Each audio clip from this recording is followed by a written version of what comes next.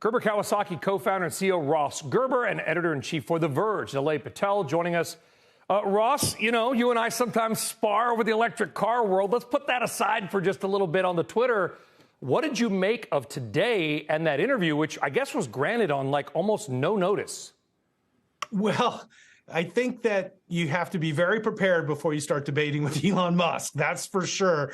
And I've had my debates with him over many of these issues, and he's a very intelligent person, and you better be prepared. And so he certainly honed in on areas that they weren't, ready for, I guess, to fully debate. But I think it's a very interesting time because he seems to take in this, one-man battle of Twitter versus everybody else. And I really see this as sort of a very short-sighted approach to media, personally.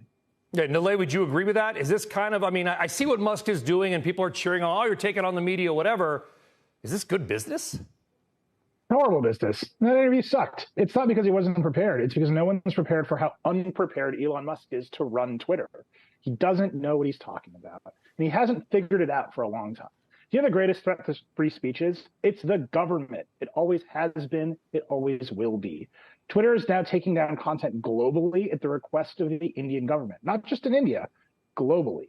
What are you going to do about that? If you have a strong commitment to free speech, how do you solve that problem when you need to manufacture and sell your cars in India and in China and in Germany, which has much stronger hate speech laws than the United States? These are huge issues for Elon. And ultimately, I think he thinks we're all too addicted to Twitter to leave while he figures it out. And I think he's learning that might not be the case. Well, Nilay, let me follow up with that, because I think you're getting into bigger pictures than just Twitter, right? And I'm sure that all of us here, Ross, I know if somebody says something about Twitter, they come after you on Tesla, whatever, they've come after me, Nilay. I'm sure they've come after you at the mute button. God bless it. Rarely the block, but more often the mute.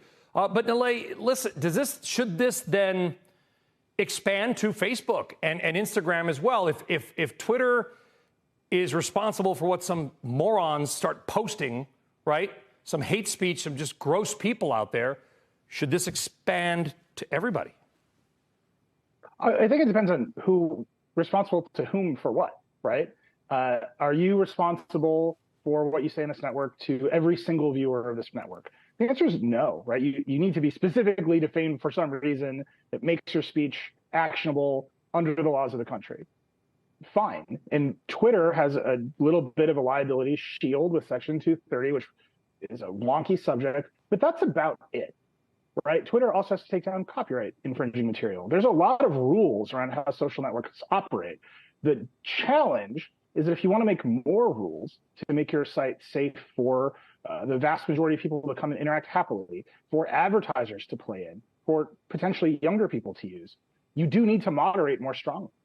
And that is actually the pressure that I think a lot of our free speech conversation is talking about, not the pressure from the government, which is the actual threat to free speech. And if you look at Twitter before Elon, if you look at a YouTube, if you look at a Facebook, these huge social platforms, they all developed really robust, really strong systems of interacting with and pushing back on governments around the world when they needed to. And Twitter has decimated that function and now operates at the whim of one man who has not done the reading.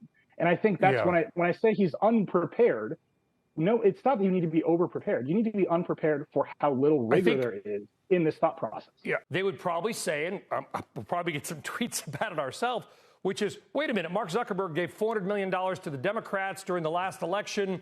Alphabet, some of their executives were donating to almost all the donations going to one political party. Musk is trying to take it the other way, maybe. Well, I think that there's this thing that was said that I agree 100%. When I was told that Elon was going to be CEO of Twitter, I said, this is a horrible idea. And this is not something that actually plays to his skill set. And then I said, the last thing he wants to be is the sole arbitrator of deciding free speech, right? This is not a role that is an easy role for anybody to play, let alone somebody with an engineering background. I actually studied this stuff in college, and it's a really difficult topic to be the arbitrator of. And so now he's single-handedly trying to make these decisions, and it's a disaster. It's like the daily disaster. Yeah. So, I think people have to do what they're good at. And he finally found an area that he's not really good at. And now he's gone all in on it. And so it's just, once again, I just put my head down every day and just go, oh my God, what's next?